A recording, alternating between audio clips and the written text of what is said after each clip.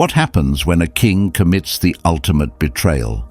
David, the mighty ruler of Israel, made a devastating choice. He had a relationship with Bathsheba, a married woman, and then arranged for her husband to be killed in battle. Because of these terrible actions, the prophet Nathan arrived with a chilling warning. He declared that violence and bloodshed would haunt David's family forever. God was furious because David had shown complete disregard for his laws and had stolen another man's wife. From that day forward, everything Nathan predicted came true. David's household became a place of constant turmoil. Lies, betrayal, forbidden relationships between his own children, and even murder would plague his family for generations to come. David seemed unable to properly handle the chaos that erupted within his family. It appeared as though the divine power and leadership abilities he once possessed had been stripped away from him. When people engage in wrongdoing or receive bad advice, it creates a toxic atmosphere that eventually becomes the accepted way of doing things. What happened to David's children serves as a powerful example of how destructive attitudes can cause tremendous damage when they are not addressed and stopped early enough. As time passed, one of David's sons, named Amnon, became attracted to a young woman called Tamar. She was beautiful and happened to be the full biological sister of another son named Absalom. Amnon became so consumed by his feelings for his half-sister that he actually became physically sick because of it. Tamar had never been with a man, and Amnon felt there was no possible way he could approach her or be alone with her. However, Amnon had a friend and advisor whose name was Jonadab. This man was the son of Shimea, who was David's own brother, making Jonadab a cousin to Amnon. Jonadab was known for being extremely clever and calculating. Jonadab noticed something was wrong and asked Amnon why he appeared so worn out and distressed every single morning. He urged the prince to share what was troubling him. Amnon confessed that he had developed deep feelings for Tamar, the sister of his brother Absalom. Jonadab then gave him advice that would lead to disaster. He told Amnon to lie down in his bed and act as if he was suffering from an illness. When his father the king would inevitably come to check on him, Amnon should request that his sister Tamar be sent to prepare food for him. He should ask that she cook the meal right there in front of him so he could watch her work and then receive the food directly from her hands. God had chosen to forgive David for his horrible sins of sleeping with another man's wife and arranging that man's death. However, God had also made it clear that there would be severe consequences that would affect David's entire family.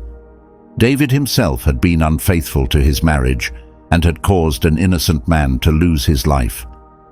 Because David had married many different women throughout his life, his children were a mix of half-brothers and half-sisters with different mothers. This practice of taking multiple wives was now about to cause David tremendous grief and pain. His son Amnon had developed romantic desires for Tamar, who was his half-sister through a different mother. She was also the full biological sister of Absalom, sharing both parents with him. When Jonadab learned about the situation his cousin was facing, he offered his assistance in solving this problem.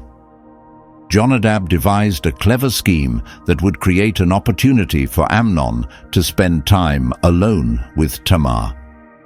The most troubling part was that this plan would involve David himself, who had absolutely no idea what his son was truly planning to do. Amnon followed through with the scheme and lay in his bed, pretending that he was sick. When King David arrived to visit his supposedly ill son, Amnon made a specific request. He asked his father to please send his sister Tamar to come and prepare some small cakes for him, right there where he could see her.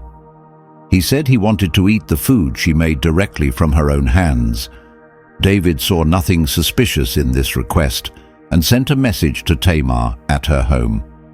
He instructed her to go to her brother Amnon's residence and cook something for him since he was not feeling well. Tamar obeyed her father and went to the home where Amnon was staying. When she arrived, she found him lying in bed as expected. She took flour and began mixing the dough with her hands. She shaped it into small cakes right there in front of him, and then baked them until they were ready. After the food was prepared, she placed everything on a serving dish and brought it to him. But surprisingly, he told her he did not want to eat. Then Amnon ordered everyone else in the room to leave immediately. Once all the servants and attendants had gone away and they were completely alone, Amnon made another request of Tamar. He told her to bring the food into his private sleeping chamber so that she could feed him with her own hands. Tamar had no reason to suspect anything wrong, so she picked up the cakes she had worked so hard to prepare and carried them into the bedroom where her brother was waiting. The moment she came close enough to offer him the food, he suddenly grabbed hold of her with force. He told her to lie down with him and be intimate. But Tamar immediately resisted and pleaded with him not to do this. She called him her brother and begged him not to force himself upon her. She explained that such actions were completely forbidden and were never done among their people. She called it a disgraceful and shameful thing to even consider. Tamar continued to plead with him, asking where she could possibly go to escape the shame if he did this terrible thing to her. She also warned him that he would be viewed as the most foolish and wicked person in all the land. In desperation, she even suggested a different path. She told him to speak with their father, the king, because surely David would agree to let them marry if that was what Amnon truly wanted. She believed the king would not refuse such a request. But Amnon had no interest in listening to anything she said. Because he was physically stronger than she was, he overpowered her completely. He forced himself upon her and took what he wanted against her will. The trap had been carefully set from the beginning. The innocent young woman had been summoned to care for her supposedly sick half-brother at the request of the royal household itself. No one suspected what was really going on. Once Tamar found herself alone with Amnon, she innocently began preparing food for him, just as she had been asked to do. But then he seized her and made his true intentions absolutely clear. Tamar desperately begged him to reconsider. She pleaded with him not to bring such terrible shame upon her by going through with his wicked plan. But her words fell on deaf ears. She tried to explain that this act would not only destroy her reputation and future, but it would also mark Amnon as one of the most despicable fools in all of the nation. She even offered him an alternative by suggesting he ask their father for permission to take her as his lawful wife instead, but none of her arguments made any difference to Amnon. He refused to change his mind and was determined to commit his sin no matter what she said. After he had done this horrible thing to her, something shocking happened. His feelings toward Tamar changed completely and instantly. The attraction he once felt was replaced by an intense and burning hatred. In fact, the disgust and hatred he now felt toward her was even stronger than the desire he had experienced before. He spoke to her harshly and ordered her to stand up and leave his presence immediately. But Tamar protested once again. She told him that throwing her out like this after what he had done would actually be an even greater offense than the assault itself. However, just as before, he completely ignored her words and refused to consider what she was saying. Instead of responding to her himself, he shouted for his personal attendant to come into the room. He commanded the servant to remove this woman from his sight and to lock the door securely behind her after she was gone. The servant obeyed without question and forced Tamar to leave. Then he shut the door firmly and secured it with a bolt. At that moment, Tamar was still dressed in the special decorated robe she had been wearing. This particular style of garment was reserved exclusively for the unmarried daughters of the king. It signified her status as a virgin princess of the royal family. Amnon revealed his true and despicable nature through his actions that day. After he had violated Tamar, his feelings transformed into such powerful hatred that it actually exceeded whatever he had felt for her before. What he had called love was never genuine affection at all. It was nothing more than selfish physical desire driven entirely by his own wants and ego. His true character was revealed by how he treated her afterward. Tamar had begged him not to throw her out or abandon her after what he had done. Since he was the one who had taken her innocence by force, he should at least marry her to make up for the damage he caused. Without this, she would almost certainly never find a husband willing to accept her. But Amnon simply threw her out of his house without any care. Instead of trying to fix what he had broken, he made his wrongdoing even worse, just like his father had done before him. Tamar covered her head with ashes as a sign of mourning and ripped apart the beautiful royal robe she had been wearing. She placed her hands upon her head and walked away, crying loudly for everyone to hear. When her brother Absalom saw her, he asked if Amnon had been with her. He told her to stay calm and keep quiet about what happened. He reminded her that Amnon was still her brother and urged her not to let this consume her heart. From that day forward, Tamar lived in the house of her brother Absalom as a broken and devastated woman. Absalom spoke to Tamar in a way that suggested he did not consider the matter too serious. But beneath his calm appearance, he was already making plans to get revenge against Amnon.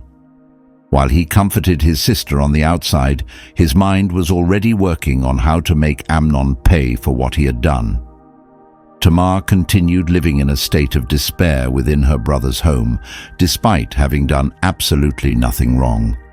Now she would be considered unfit for marriage by any potential suitor. The fact that she remained living with Absalom suggests that she never married and never had children for the rest of her life. This shows how the consequences of sinful desires can harm innocent people just as much as those who commit the sin. David was extremely angry when he learned what happened, but he failed to punish Amnon properly. This was likely because everyone was still dealing with the aftermath of David's own sins at the time. David understood what he needed to do, but he found himself unable to take action. This is exactly what deliberate wrongdoing does to a person. It takes away your moral authority and your ability to speak up and hold others accountable. David may have also hesitated because Amnon was his oldest son and therefore the natural choice to become king after him. The records show that David's sons were born to him while he lived in Hebron. Amnon was the firstborn, and his mother was Ahinoam from Jezreel.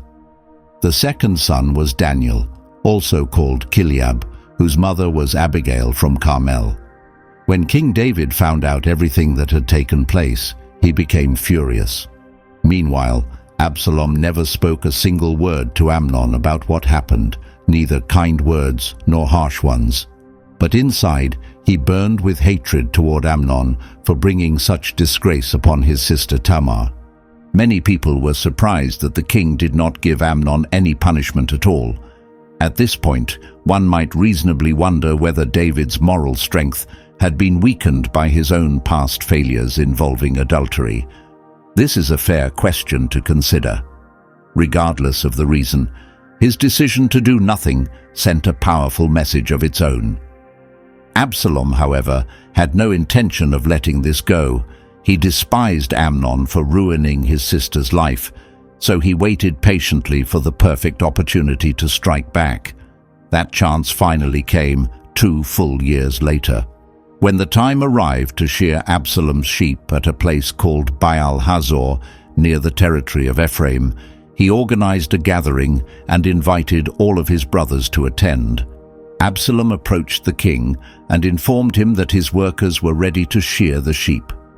He asked if David and his officials would honor him by coming to the celebration, but David declined the invitation, explaining that bringing everyone would place too much burden on his son. Even though Absalom kept insisting, the king still refused to attend, though he did give Absalom his blessing for the event. Then Absalom made another request. He asked if at least his brother Amnon could come along with them. David seemed puzzled and asked why Amnon specifically should go. But Absalom continued to press the matter until David finally agreed. So Amnon went to the feast along with all the other royal sons. Absalom had been waiting patiently for this exact moment to carry out his revenge. After 2 long years, his opportunity had finally arrived. The sheep shearing season near Bethel always came with great festivities and celebrations. David had turned down the invitation likely to spare Absalom from the great expense of hosting the entire royal court. But Absalom managed to get all the princes to attend, especially Amnon, who as the eldest son served as a representative for their father. When everything was in place, Absalom gave secret instructions to his servants. He told them to watch Amnon carefully and wait until the wine had made him happy and relaxed. At that moment, when Absalom gave the signal, they were to strike Amnon down and kill him. He commanded them not to be afraid because he himself was ordering them to do this. He urged them to be brave and act with courage. The servants obeyed their master and killed Amnon exactly as they had been commanded to do. When the other royal sons saw what happened, they immediately jumped onto their mules and fled in panic. While they were still traveling back, a report reached David claiming that Absalom had murdered all of the king's sons and that none of them had survived. Upon hearing this devastating news, the king stood up and tore his clothing in grief. He threw himself on the ground in anguish, while all his servants stood around him with their own garments torn as well. But then Jonadab, the son of Shimea, who was David's brother, spoke up. He told the king not to believe that all his sons had been killed. He explained that only Amnon was dead, because Absalom had been planning this from the very day Amnon violated his sister Tamar. He urged David not to take the report too seriously, assuring him that only Amnon had died while the other sons were still alive. By this time, Absalom had already escaped. A young man standing watch looked up and saw a large group of people approaching along the road from behind the mountain. Jonadab turned to the king and announced that the royal sons were returning just as he had said. Everything happened exactly as Jonadab had predicted. The moment he finished speaking, the king's sons arrived. They raised their voices and cried out loud in grief. The king himself and all of his servants joined them in weeping bitterly. During all this chaos, David had received word that Absalom was responsible for killing all of his sons. Once again, David found himself overwhelmed by sorrow and pain. Jonadab stepped in to correct the false story by explaining that only Amnon had actually been killed. He revealed that Absalom had been planning this revenge ever since the day Tamar was attacked. This explanation put an end to the frightening rumor. Shortly after, David's surviving sons returned to Jerusalem crying heavily, which confirmed what Jonadab had said about them being alive. The heartbreaking story of Amnon and Tamar teaches us important lessons about the problems connected to sexual wrongdoing and the terrible results that follow such actions. No person should ever have to endure what Tamar experienced, and situations like this must be handled with honesty and fairness. David failed in his duty to deliver proper justice, which created space for Absalom to take matters into his own hands while causing even more problems. It all began when Amnon developed inappropriate desires for his sister. Then his close companion Jonadab encouraged him to act on those desires instead of warning him against committing such a terrible crime. When Absalom discovered what his brother Amnon had done, it triggered another destructive emotion within him, which was the desire for revenge. He created a detailed plan to punish Amnon, which eventually led to his brother's death. We must be careful about who we allow to influence us and give us guidance. Those who lack godly wisdom can lead us down paths that take us far away from where we should be. Have you ever wondered why you feel naturally drawn toward certain people while wanting to stay away from others? Often we cannot identify any specific behavior, word, or characteristic that pushes us away from these individuals, yet something inside tells us to keep our distance. Our inner sense helps us recognize when to be cautious and when we can relax around different people. Sometimes this uncomfortable feeling comes from people who put unfair pressure on us to do things beyond our abilities. Shortly after achieving several military victories, David began experiencing the first of many terrible consequences resulting from his sin with Bathsheba. His son Amnon took his half-sister Tamar against her will. When David learned what happened, he took no action at all, which shocked and angered his other son Absalom. 2 years later, Absalom killed Amnon in revenge. The entire situation unfolded like a dramatic television series. By this point, David's ability to lead had become a faint shadow of what it once was. Consider how David's leadership changed during this period. First, he stopped being active and forward-thinking. Instead, he became passive and merely reacted to those around him. Second, he was no longer a source of happiness and hope. Instead, he became consumed by sadness, hopelessness, and constant sorrow. Third, he stopped acting according to his beliefs and values. Instead, he accepted excuses to justify his failures. Fourth, he stopped finding solutions to problems. Instead, he simply nursed his own wounds and pain. Fifth, he stopped pursuing what he wanted and needed to do. Instead, he became completely frozen when it came to dealing with Absalom. In the end, Absalom died as a rebellious leader whose strong emotions led him astray. When you examine his story found in the chapters 13 through 18 of 2 Samuel, you will discover important lessons about what happens when passion goes wrong. Strong emotion without clear thinking leads to destruction. Passion will always express itself in either constructive or harmful ways.